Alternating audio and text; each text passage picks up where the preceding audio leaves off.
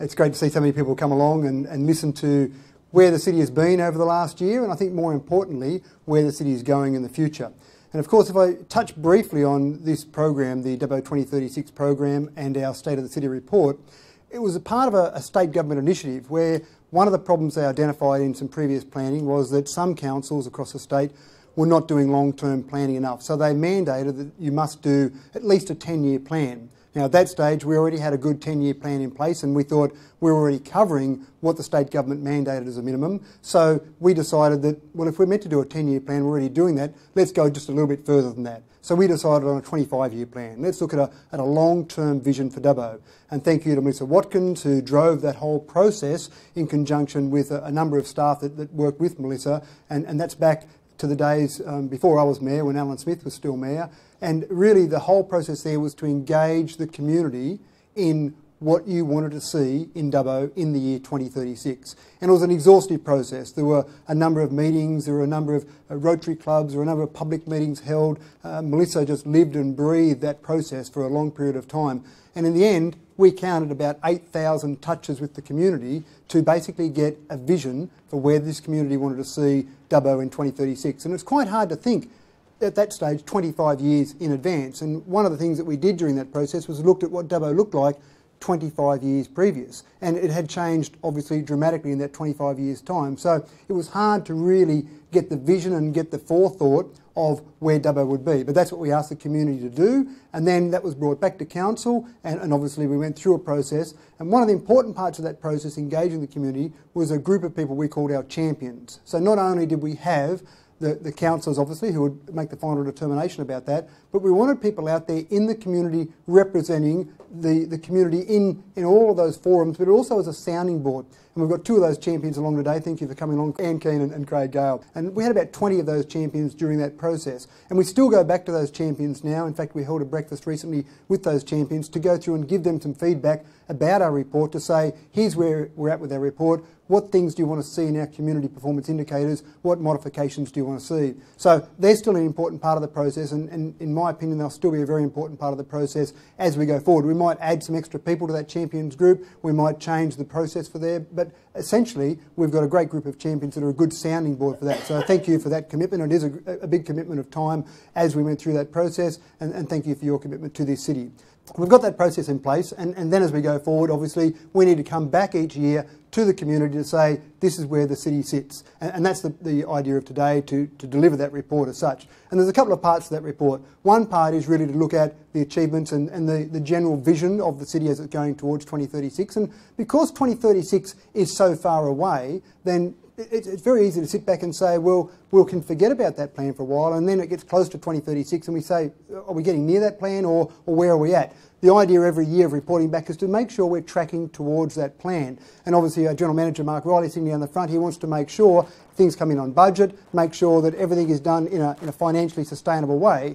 And having seen the local government review panel, finally the state government released its recommendations, or its initial recommendations from the review panel yesterday, again, one of the big issues that they talk about in that is sustainability. So the plan for 2036 is wonderful, but if we can't afford to do it, and obviously when the General Manager is doing his job, there's no good putting all these wonderful things in place if we can't afford them. So sustainability is absolutely critical in that process. So the review panel, things might change as a result of the review panel recommendations. Things may change in the way we're doing things at the moment. Certainly they didn't put amalgamations as a definite component on the table, but what they did make very clear yesterday was that there are 152 councils in New South Wales, and there's an expectation that every single one of those 152 councils will put a submission into the state government in terms of how they will be, as they term it, fit for the future. And that submission must be in by the 30th of June next year. And there are a few steps that we must hit in terms of that process. So the idea at the moment is we're going along with the plan that we've been set, but that may change. And who knows what will happen after the next state government election next year. It may change dramatically, it may change a little bit, we're not sure. But at this stage, we're still doing what we've been doing, and we think we're doing quite well in that plan, that long-term plan. So when I start to look at our city, and I start to look overall at where we are and where we've been over the last year, and more importantly, where we're going. And I think that's one of the things that I've certainly heard from our champions group, and one of the things that I've certainly heard from our community is it's all well and good to say we've reached a certain point, but we want to plan. We want to make sure that we don't stop planning, we don't become complacent, and we don't just sit back and say, we've done a great job and isn't Dubbo a wonderful city to live in? So we need to keep planning for the future. But if I look briefly at some of the things that have occurred over the last year and the planning that's in place, some of the things that are in our report, and you'll receive a copy of the report when we're finished, but some of the things in the report are things that, what I would call some really basic mechanical things that make sure the city is easy to live in. So one example is our roundabout on the corner of Talbot and Brisbane Street. Now that's an essential piece of infrastructure. Again, in our city, we want to make sure traffic flows through our city well, and that intersection was becoming a bit of a bottleneck for people through our CBD. So it's some basic things like that where we need to make sure we've got some processes in place, and then as we go forward from that, we beautified Brisbane Street and made Brisbane Street a better street to drive down. So again, we need to make sure we're taking care of some of those basics, and as we go forward, you'll see the major infrastructure work. You can see by the size of the pits down Darling Street, the major infrastructure work that's occurring there again to take care of some of the infrastructure and to make some changes to the beautification as we go down there. We've also done some major work in the last year on our airport. Now, our airport is a huge success for Dubbo at the moment. We've spent significant money, and just in the last year we've spent over $1.5 million on our airport to make sure that we've got the amenity there to make it pleasant for people to fly. So when you go to the airport, you don't think about the airport terminal as one of the major points, but people keep giving us feedback that it is much more pleasant to fly now because you've got that nice amenity. We had almost record numbers. 186,203 people went through our airport last year. That's a 9.4% increase over the previous year. And when you look across the world, and in particular at regional airports have been going down in numbers, and across the entire world, airport usage has only gone up by about 2%. So it's a significant increase for Dubbo.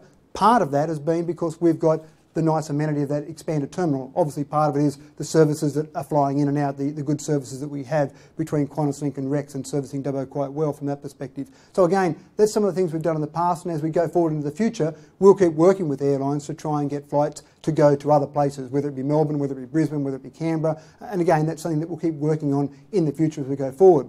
If I look at our sale yards, our Dubbo Regional Livestock Market, for example, we spent $1 million last year on making sure that the flooring throughout the cattle area was to a standard that made it safer and more pleasant for the cattle, and make sure we look after animal health and safety. But again, we didn't stop there and say, well, that's it, we've spent some money on the sale yards now. We are the #1 combined cattle and sheep selling sale yards in the nation.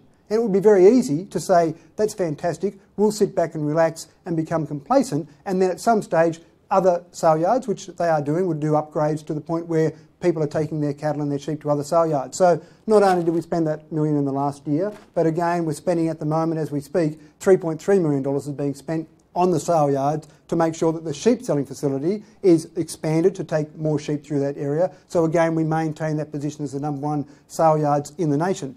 That sale yards alone injects $47.7 million into our economy. And so not only is it something that we can pay for, we don't take any money out of our rates, and that's important, and it will even actually return money to our rates. So the ratepayers of money, that's actually a business that's injecting money back into our rates. So not only is it good from a general rates perspective, but it also injects money into our overall economy. People staying overnight, people staying at cafes, and we'll keep injecting money into there. So $3.3 million we're spending at the moment, and as we go forward from there, we'll start to look at the cattle selling area and what we might need to do there to make sure that we're not forgetting about the cattle sales there, because the numbers that have been going through the sale yards lately from a cattle perspective have been quite incredible. So all of those things keep feeding into, in my opinion, making sure that we maintain that position. Then when we look at other components around there, we've got the Booth and Bar Road upgrade for the rail. So there's the rail deviation, a major project. We're working hand in glove with the state government on that project, and that's allowing road trains, which at the moment, road trains and B-doubles, need to come down, basically not into the heart of Dubbo, but through Erskine Street to go out around to the sale yards. Now, as those changes are being made, so the rail deviation project actually takes the railway back further from the highway so that B-doubles and road trains can actually turn into Booth and Bar Road. Again, that will make the transport more efficient just for the sale yards, but also for any major transport that needs to come through Dubbo so it can actually go through that particular area. Again, that's something where we saw a need from a transport infrastructure perspective, and we need to keep moving forward with that. But it's not all about just council projects. One of the things that's absolutely vital in the Dubbo 2036 program was that we took feedback from the community, and we said to the community, what do you want in a whole range of things? Now, they gave us feedback that were things that council doesn't control, but that doesn't matter from our perspective. It's still important from our perspective to make sure the city as a whole progresses. And one of the examples that comes straight to mind is the hospital.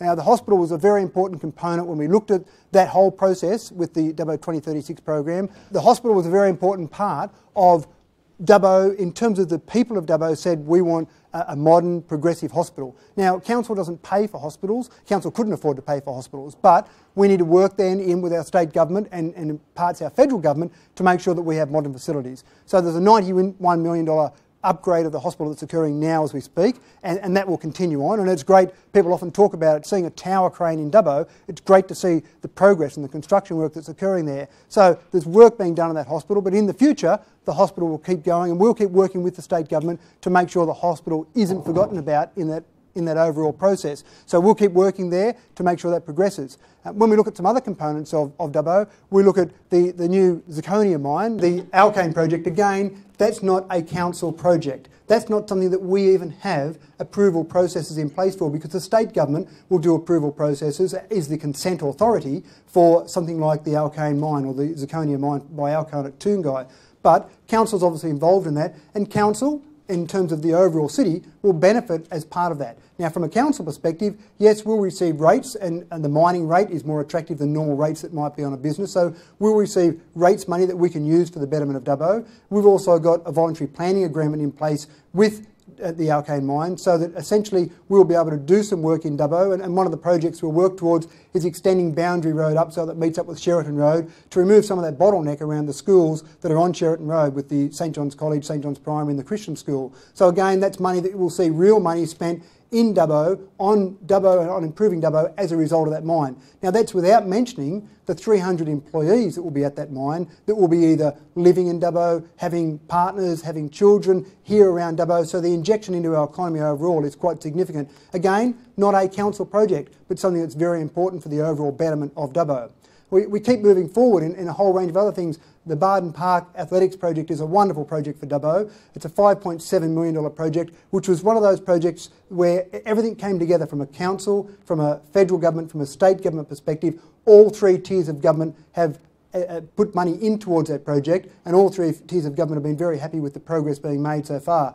And we'll open that project on the 29th of November this year, and not only will that be fantastic for the schools in Dubbo, the school children in Dubbo, the athletics around Dubbo, but the entire region will benefit out of that when people can basically come to Dubbo for camps and utilise that facility, but also take their athletics to a new standard. And when we see the likes of a Megan Dunn come from Dubbo and win gold medals on the Commonwealth Games world stage, there's athletes out there that can do the same as well. And just having those facilities will allow them to go to that level. But more importantly, it'll make athletics accessible for more people across the region. And that can just help average people stay fitter, stay healthier. So again, projects like that. I mean, when we look at projects like last weekend, the Dubbo Stampede, again, that wasn't a project that we were responsible for, but a great project for Dubbo. And again, that injected significant money, significant funds to Dubbo. 45% of the 3,000 entrants came from outside of Dubbo. So they're the sort of projects that we love our community, working in well with our community to make sure we keep delivering for our community, even though council may not be driving some of those initiatives.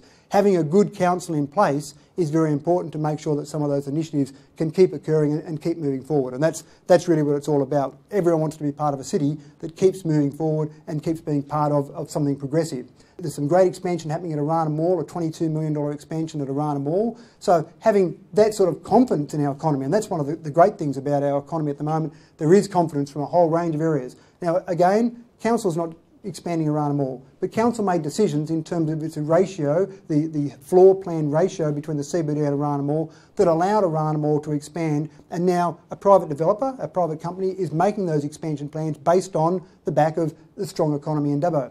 In response to that, in our LEP of 2011, we needed to make sure that our CBD remained competitive, and we expanded our footprint of the CBD to allow some other businesses to move into the CBD, because there were businesses who were talking about the fact that we didn't have enough land availability, especially large lots of land in our CBD. And when we look down Talbragar Street here and see Aldi under construction, that's a perfect example of a business that the community said they wanted to see in Dubbo.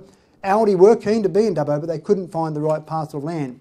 With the expansion of the CBD, that opened up opportunities, and suddenly we're seeing a major supermarket being built in Dubbo as a result of that work that council did, but again, private development investing in Dubbo. As part of the Cobra Transition Fund, the old Dubbo Jail is something that is a great tourist attraction, Dubbo's second best tourist attraction behind our zoo. And again, with that Cobra Transition Fund, we received $1 million from that fund to put towards the old Dubbo Jail. So again, that will put more money back into our CBD, bring more tourists back into our CBD, and we can keep working with our CBD and our retailers in the CBD to make sure that we keep that primacy of the CBD. And I know councillors have been very clear when we've talked about that, to make sure the CBD of Dubbo is the prime location for retail in our city. And that's important to councillors, and I think important to our overall planning where we're going forward, where we're expanding the city to the west. It's already expanded a fair way to the east, and make sure we keep that CBD as a centre. And the commercial area development strategy is one of those things that will go forward in that planning to make sure we keep hitting the right spots or the right notes to allow that expansion to keep occurring and to allow businesses to feel confident in investing in Dubbo. So there's a whole range of things that are happening there. We need to do some things that aren't really that exciting. And one of the things that always springs to mind is when I flush the toilet, it goes away. I don't really care where it goes to, I just don't want it to stay there. So one of the things that we need to do is make sure we keep planning for the growth in our city. And we've got a population now, which I'll mention in a moment, but we've got a population now that allows for a certain amount of infrastructure in place, but we need to keep planning. And our target is 55,000. We're planning for a population of 55,000. We've got different estimations as when we'll hit that population target, but the sewage treatment plant, we're spending over $23 million at the moment on our sewage treatment plant to make sure that at the moment everything's working fine, but we need to make sure we're planning for that growth. And that adds on to the back of our water filtration plant many years ago, where we spent in the vicinity of $21 million to make sure we could keep treating the water to deliver to residents of Dubbo. So there's some of the things that we need to make sure we're doing. And I spoke to a Yamundri resident just a week ago, and they were very excited about the project we're doing for them, which was delivering water to the village of Yamundri. Now that's still a couple of years away before that's being delivered, but again it's that future planning and future growth, so that if you live in a village around Dubbo, you can over time start to expect similar services to living in the city of Dubbo. So it's not as if we forget about those villages around Dubbo. They're a very important part of it. And in previous years we've delivered water to Wongarbin, we've delivered water to Ballymore, obviously we're delivering water to Yamundri. So again, that's the progress, that's the direction that we're trying to take to make sure this city stays as a prime location. We believe the best city in New South Wales and possibly the best city in the nation, and we want to make sure we continue down that path. It's a report card, and in the Dubbo 2036 program and the State of the City report is also a report card. And just the same as when a report card comes home from your kids at school and you read the report card, it's lovely to read the nice, beautiful comments about what your child has done at school, but then you like to look at the marks that they've received. And so part of this is really to deliver some cold, hard stats that are comparable year on year, and as much as possible directly deliverable or directly comparable to previous years, so people can get a really good snapshot. So I'll go through some of those figures to let you know where we are with some of the numbers in terms of things that people might be interested in. So the first thing that people often talk about is our population. You know, what is our population and how is that going? Is it going up? Is it going down?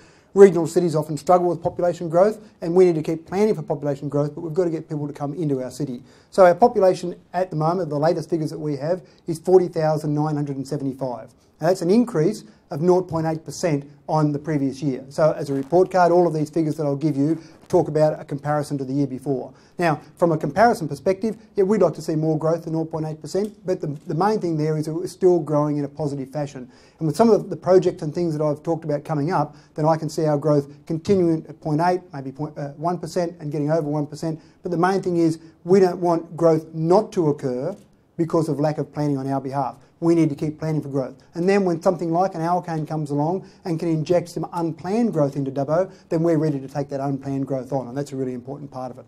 Our unemployment is a significant figure that I've often talked about in years gone by. At the moment, our unemployment sits at 4.9%. Now, that's gone up by 0.1%, gone up from 4.8 to 4.9%, which doesn't sound fantastic, but it's still very good comparable to the state average. The state average sits at about 5.6%. So we're still below that. And when you talk to businesses in Dubbo, that is an important thing they talk about, that it is harder to get employees in Dubbo, and they've often got to look outside of Dubbo to find employees. Now, that's a good thing because it means that we're bringing people to Dubbo, which is fantastic. In terms of our overall economy, one indicator of the economic growth of a city is how the housing prices are. And it's a double-edged sword. We want to have good, cheap, not cheap, but affordable housing to make sure that people see Dubbo as an attractive place to move to. But from an investment perspective, we want to see growth in our housing market, growth in our development of our housing, because people obviously want to invest in Dubbo and see some return on that. So at the moment, our median house price is $305,000, the first time it's ever tipped over the $300,000 mark. So it's still reasonably affordable, but that's shown 8.9% growth over the last year. Now, again, for people that might invest their money in housing or in share markets, 8.9% growth, if they can get that every year from a capital perspective as well as getting a return from a rental perspective, that's a fairly attractive investment. So again, that's, in my mind, that's probably a good place to be in terms of good growth, but also still reasonably priced. Unit prices, $222,000 is the median price for a unit at the moment, which has shown a growth of 6.7%. Again, reasonable growth, but not too expensive at the moment. And when we talk about something that I think is very important to housing, it's price of water. People spend 34% of their overall water usage on their garden, making sure their house looks good. And we want to make sure people keep doing that. So we need to keep our water at an attractive price. So $1.74 was the price, $1.74 per kilolitre was the price for water at the end of the 2013 financial year when this report relates to. Now, that's been a reasonable price for water, but more importantly, when we compare that to other similar utilities, other similar cities that have water filtration plants like Dubbo, then we're 14% lower than the median price for other water utilities. So we want to keep encouraging people with being water wise, but keep encouraging people to make sure their house continues to look good. When we look at some things such as tourism and around tourism and things that drive the economy in Dubbo, when we look at people that stay overnight, a huge thing for Dubbo is people that come to Dubbo, stay overnight, and one of our plans is to continue working to keep them overnight longer. We had 406,000 overnight visitors last year, and these figures are to the end of March rather than to the end of the financial year, because the tourism data only goes, or was only as up to date as the end of March at this stage. So it's 12 months to the end of March. We had in that tourism 406,000 overnight visitors, which is a great number. And obviously the zoo I mentioned before is such an important part of our tourism, but there are so many other reasons people come to Dubbo now as well. And that was an increase of 3% in our tourism. When we look at our day visitors, there's 455,000 day visitors that came to our city, and that was actually a decrease of 14%. Now, part of that figure, that decrease, I would suggest is because people are now staying overnight. It doesn't account for all of that, and these are some of the things that we need to work on and keep looking at as to how we increase that. Again, this is a report card. We don't try and cherry pick figures and take just the good figures and report those to the community. We report all the figures as they are. So a figure that goes down, I'd rather not be talking about a figure that goes down. But it's reality, it's the cold hard data, and that's the data we've got. Now, one of the things that's certainly significant there is that we had our city country match on the 4th of May this year. 9,627 people at our country city match. Now, obviously a lot of those people came from outside of Dubbo, and that would have increased that day tourism quite significantly, but they're outside the data for those. But again, we've got to compare year on year, so that's gone down by 14%, and we'll keep working on that to make sure we keep increasing that when we report back next year. When we look at people that come and visit Dubbo from a tourism perspective, often they obviously want to move here and live here. So one of the things that was very pleasing was that we had 694 development applications processed last year. Now that's an increase of 13%. Part of that was the highest single dwelling or housing development applications since 2004. So in 10 years, that's the highest figure we've had for single, that's part of that 694 for single dwellings. And that's significant because we're seeing growth in those numbers of people who want to move to Dubbo and live in Dubbo. Some of those, from a tourism perspective, visit and see what a wonderful place we have and then end up living here. And I have talked to people sometimes at citizenship ceremonies, sometimes at new residence nights, who say, I came out to Dubbo for a holiday, came out for a weekend, and I've been here for the last 5 years. They come out here, discover the lifestyle, and decide they want to stay here. One of the important parts of that overall process to bring people to Dubbo is obviously Evo Cities. Now, Evo Cities officially started on the 22nd of September 2010, and from that launch then, we've had a great marketing campaign with all of the Evo cities throughout New South Wales to try and go forward and really market ourselves as progressive Evo cities, mainly in metropolitan Sydney, so mainly throughout Sydney and metropolitan areas. And that's been, I think, very successful. And the number that we've got from last year is 285. So 285 people moved to Dubbo as a direct result of the Evo cities. Obviously, more people move to Dubbo. You don't achieve 0.8% population growth with just 285 people. So we achieved more than that, but just as a direct result of Evo cities, 285 people came. That's a 2.5% increase on the last year. So again, good strong growth there in numbers, and it shows a good strong indication of people wanting to move to Dubbo. And I think part of that also shows some pride for people in Dubbo. When they realise that people want to be in Dubbo, when they want to visit Dubbo, they want to stay overnight in Dubbo, the people in Dubbo see lots of activity around Dubbo, see people visiting, and I think there's an incredible amount of pride in our city at the moment as a result of all those wonderful things happening. The last one I want to touch on is an environmental perspective. We want to look at how we treat our environment. So the State of the City report is a whole range of indicators, and the environment is something that we think is important to people, and certainly we think people want to know about. So from an environmental perspective, we planted 5 hectares of native vegetation, or replanted 5 hectares of native vegetation last year. Now that was a decrease of 37%, which at first instance doesn't look fantastic. It means that we haven't done as well as the previous year. But when we look back at some of that data, when we looked at the previous year, we certainly had planted significantly more or way above what we would normally do in the previous year. So it was probably that the previous year was outstandingly high, more so than the last year was ridiculously low. In terms of recycling has come in a whole range of areas in Dubbo, and it's very important for people of Dubbo.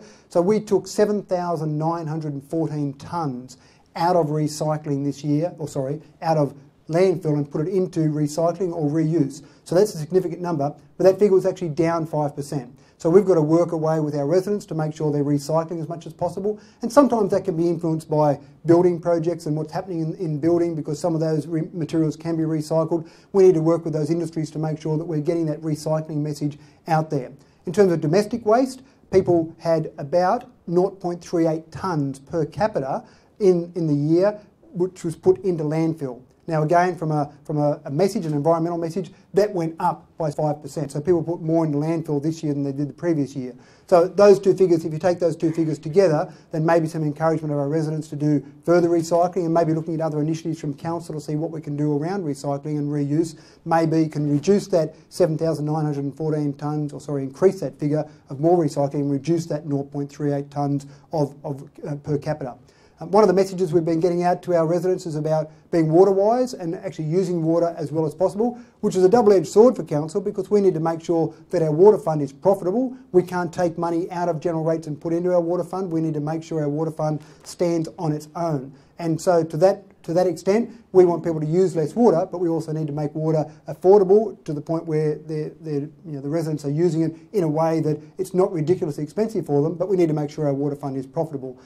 People used 401 kilolitres on average in the last year, and that was a decrease of 5%, which is good that people are using, that was a decrease of 6%. It's good that people are using less water in their overall household usage, and again, we need to just keep that in mind with what we're doing with the charges of water. And the last figure I'll give you is the amount of power that Dubbo City Council used in the last year, 16,450 megawatts. Now that was an increase of 1.4%, but on the pleasing side of that, 1% of the power that Council used in the last year was generated by our own renewable energy. And a lot of that, you often see some of the solar panels around Dubbo. Dubbo is still the #1 solar connector from a household perspective, and I think part of that reason is Council's been very much a leader in using solar technology and renewable energy. And if you look on the top of, for example, the Western Plains Cultural Centre, you'll see a 70 kilowatt, a massive array of solar panels on the top there. So we'll keep working at other ways that we can generate more power, look at other initiatives that we might need to implement or use, whether that be with LED lighting or smarter use of electricity to try and reduce our overall energy usage. But again, at the moment it was a 1.4% energy increase. A lot of that power is used in some of the utilities that we all want to make sure are there every day, and that's things such as our water filtration plant, our sewage treatment plant. It's, a very small amount would be used in, for example, lights in this room. So a lot of it is in generating, or the use of power in generating what we need as a community. But we'll keep working to deliver more than that 1% in renewable energy. So that's our snapshot, that's our State of the City report. There are a number of thank yous. Again, I mentioned at the beginning, thank you to our champions who have been a very big part of that process all the way through. Thank you to Melissa, who started the process many years ago, and obviously where we're standing at the moment is as a direct result of the work that you put in many years ago. Thank you for that. Obviously our General Manager, who needs to make sure all this fits together. We talked about the budget earlier on. Obviously our General Manager needs to make sure that everything's working together and all of the different departments are delivering, because it's all right for a council to say we need to do these things and make these changes. Then Mark's got the job with his 308 staff to make sure that we're delivering what the community wants and what the councillors are asking for. All of my fellow councillors, obviously, this council is a very united council. We've got a very clear vision for Dubbo. We want to see growth. We want to see things happening in Dubbo, and this council is an absolute joy to work with. So thank you to all those councillors, and as I mentioned a moment ago, thank you to Andrew and his team for all the work they've done.